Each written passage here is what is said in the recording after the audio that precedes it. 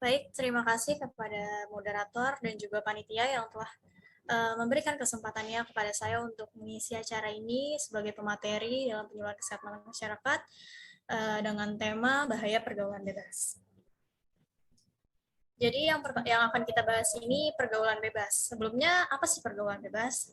Nah, pergaulan bebas itu akan kita bahas sekarang. Jadi, pergaulan bebas itu terdiri dari kata pergaulan dan bebas, yang dimana artinya pergaulan adalah proses interaksi antara individu atau individu dengan kelompok, dan sedangkan bebas itu adalah artinya terlepas dari kewajiban, aturan, tuntutan, norma agama, dan norma kesusilaan. Pergaulan bebas ini berpengaruh terhadap pembentukan kepribadian seorang individu, baik pergaulan positif ataupun negatif. Nah, jadi dapat disimpulkan bahwa pergaulan bebas ini adalah perilaku yang telah melewati batas norma yang berlaku. Nah, normanya itu bisa berupa norma agama, norma sosial, dan lainnya. Ada banyak macam pergaulan bebas seperti penyalahgunaan narkoba, seks bebas, mabuk, sampai kenakalan remaja lainnya. Pengertian pergaulan bebas selalu mengarah pada perilaku negatif. Pergaulan bebas termasuk perilaku menyimpang dalam masyarakat. Nah, tadi saya sempat menyinggung mengenai pergaulan positif dan negatif. Jadi, pergaulan positif itu berupa kerjasama antar individu atau kelompok yang bermanfaat. Dan sedangkan pergaulan negatif ini mengarah kepada pergaulan yang bebas, yang dimana harus dihindari oleh setiap masyarakat, khususnya bagi remaja yang masih labil atau masih mencari jati dirinya. Dan di usia remaja lebih mudah terpengaruh serta belum dapat mengetahui baik atau tidaknya perbuatan tersebut.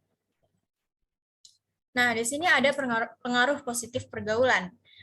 Nah, pergaulan positifnya ini yang pertama itu ada lebih mengenal nilai-nilai dan norma sosial yang berlaku sehingga mampu membedakan mana nih yang pantas dan mana yang enggak untuk dilakukan.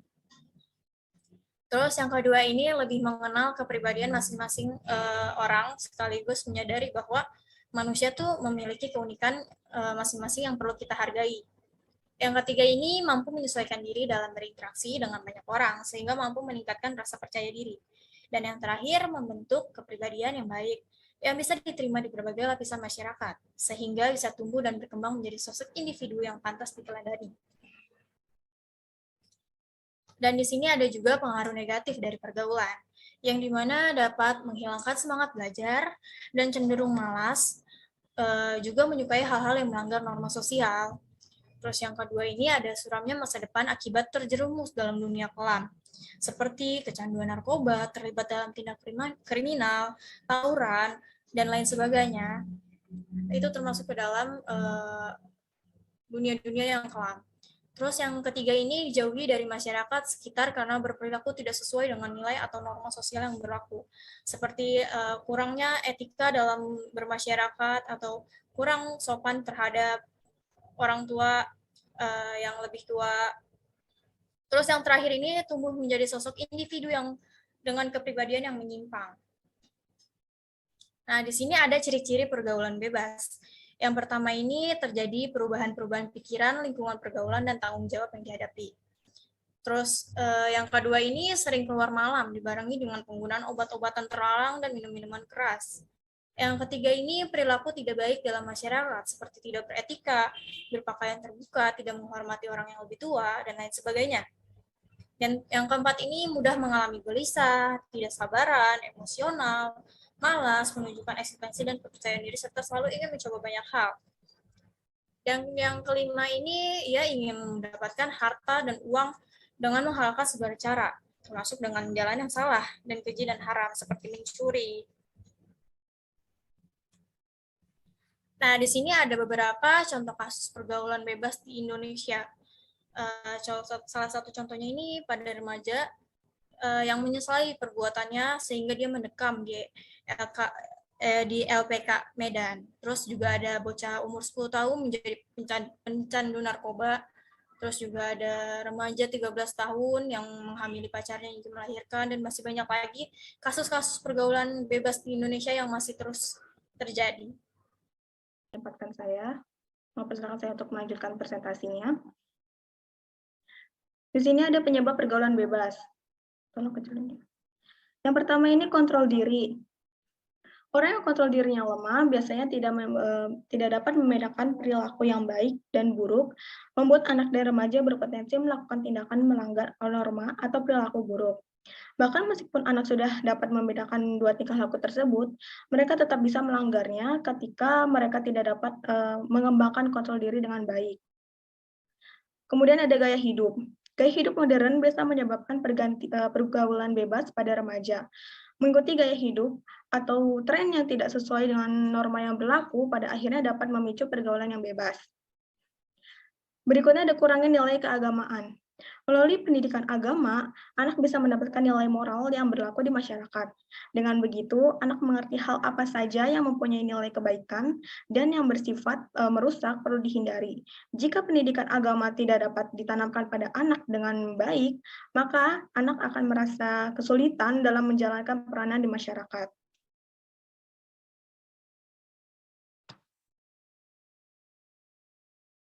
Selanjutnya ada faktor keluarga. Kurangnya kasih sayang dan perhatian dari orang tua bisa menyebabkan pergaulan bebas. Karena jika perhatian orang tua yang kurang, sehingga dapat membuat pengawasan terhadap si anak menjadi tidak maksimal. Nah, hal itulah yang menyebabkan si anak, khususnya pada anak remaja yang memiliki masalah di rumah, mencoba mencari pelarian, ya salah satunya dengan bergaul di lingkungan yang bebas itu. Kemudian ada keadaan lingkungan tempat tinggal. Seorang anak yang berada pada lingkungan pertemanan buruk, maka tentu akan mendapatkan banyak pengaruh perilaku buruk. Sebaliknya, jika anak dengan lingkungan pertemanan yang baik dan suportif, tentu dapat saling membantu dan memberikan pengaruh baik satu dengan yang lain. Hal ini tentu perlu menjadi perhatian setiap orang tua. Lalu ada pengaruh teman sebaya. Keanggotaan dalam geng nakal, seperti keanggotaan dalam pengelolaan alami lainnya, dapat menjadi bagian dari proses menjadi dewasa. Melalui asosiasi primer tersebut, seorang individu memperoleh rasa aman dan nyaman, mengembangkan pengetahuan tentang interaksi sosial, dan dapat menunjukkan kualitas tersebut. Yang terakhir ada pengaruh internet. Perkembangan teknologi informasi bisa menjadi salah satu penyebab pergaulan bebas. Dengan internet, semua orang bisa mengakses apa saja dan berkomunikasi dengan siapa saja. Salah satu kelemahan dari internet adalah bisa merusak moral jika tidak terkontrol. Di sini ada beberapa dampak dari pergaulan bebas. Yang pertama, remaja yang melakukan seks bebas bisa mengakibatkan kehamilan di luar nikah dan meningkatkan risiko penyakit kelamin seperti HIV atau AIDS. Yang kedua, remaja yang mencoba konsumsi narkoba dan obat-obatan terlarang dapat merusak kesehatan fisik dan mental dalam jangka panjang hingga menyebabkan kematian. Yang ketiga, meningkatkan risiko kriminalitas pada anak remaja untuk memenuhi keinginannya, seperti melakukan tindakan perampokan, pencurian, hingga pembunuhan. Yang keempat, dari segi agama, remaja yang terlibat dalam pergaulan bebas dan melakukan berbagai perilaku menyimpang akan mendapatkan dosa berat. Dan yang terakhir, remaja yang terlibat dalam pergaulan bebas dan melakukan perilaku menyimpang mempunyai tidak cukup percaya diri untuk kembali berhubungan dengan keluarga, teman, dan bersosialisasi di masyarakat. Nah, ini cara mencegah pergaulan bebas. Yang pertama, menanamkan nilai agama, moral, etika. Nilai-nilai yang perlu ditanamkan dalam diri antara lain pendidikan agama, moral, dan etika dalam keluarga. Kerjasama guru, orang tua, dan masyarakat dalam menanamkan nilai-nilai tersebut sangat diperlukan agar mudah diserap oleh remaja. Pendidikan hendaknya tidak hanya mengajarkan kemampuan intelektual, tetapi juga mengembangkan kemampuan emosional agar dapat melatih kepercayaan diri dan mengambil keputusan remaja. Yang kedua ini ada penyuluhan remaja. Dalam penyuluhan pada remaja, itu perlu dibahas nih mengenai batas-batas penyimpangan yang masih dianggap dalam batas-batas normal. Semua itu dikemukakan dengan latar belakang norma-norma yang berlaku, termasuk agama dan pandangan masyarakat. Kalau gerakan sederhana ini dimulai dari keluarga, maka persoalan pergaulan bebas dapat diminimalisir sekecil mungkin, karena keluarga adalah dasar pertama untuk menanamkan nilai-nilai kehidupan. Berikutnya ada selektif memilih teman. Hal ini bukan berarti kamu pilih-pilih dalam berteman, tetapi kamu harus bisa memilih teman yang baik. Jadi hindari menjalin pergaulan dengan teman-teman yang dirasa bisa membawa dampak buruk.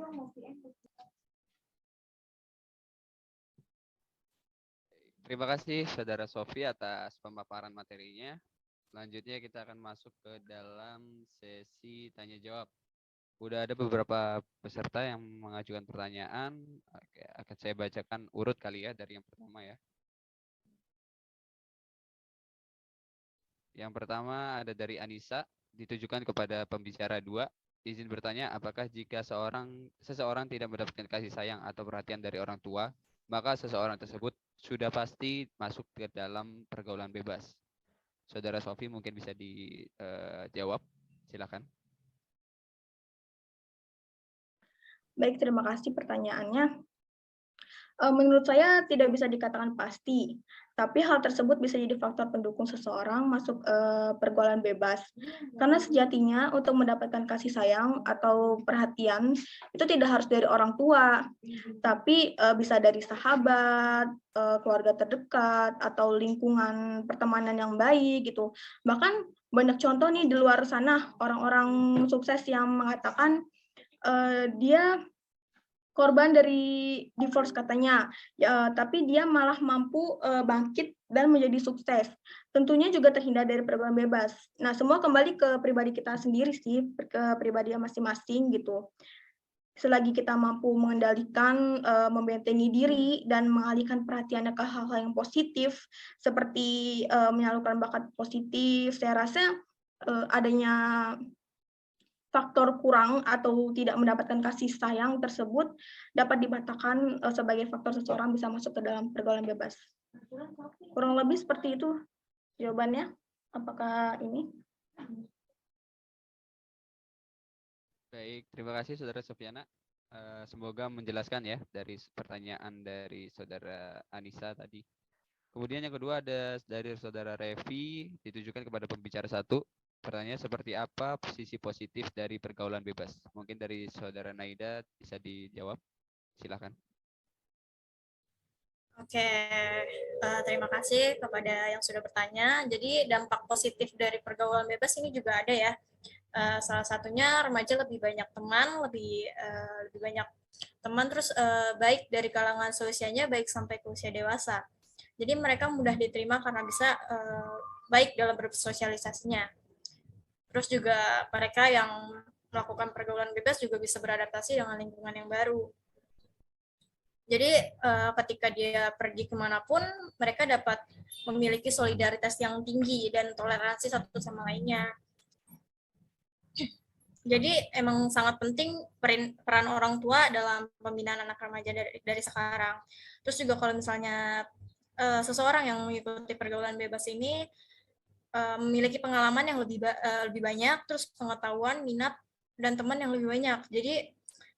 Jadi bisa membuat semangat sebenarnya kepada orang yang melakukan pergaulan bebas. Cuman terkadang pergaulannya kan buruk ya, mendapatkan dampak buruk bagi kesehatan maupun bagi dirinya dia sendiri. Jadi itu kita harus lebih baik lagi memilah-milah mana sih pergaulan yang bebas, mana yang enggak, mana yang sehat, mana yang enggak gitu.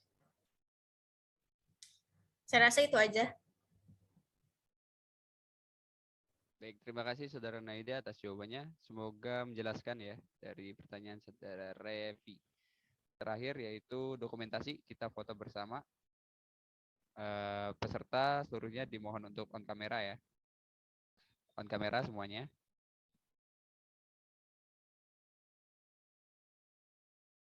Oke, yang bisa on kamera ya. Ayo ditunggu. Gaya deh, ambil apa gitu buat gaya. Terima kasih buat seluruh peserta yang sudah berpartisipasi. Kemudian oh ya jangan lupa ada post test ya yang wajib diisi. Nanti di-share oleh panitia, bisa di-share di room chat atau di grup WhatsApp nanti. Oke, terima kasih untuk partisipasinya kepada seluruh peserta, juga seluruh panitia. Kurang lebihnya mohon maaf apabila dalam kegiatan kali ini masih banyak kurangnya. Saya Miftah Fauzan, pamit undur diri. Assalamualaikum warahmatullahi wabarakatuh. Sehat selalu semuanya. Terima kasih.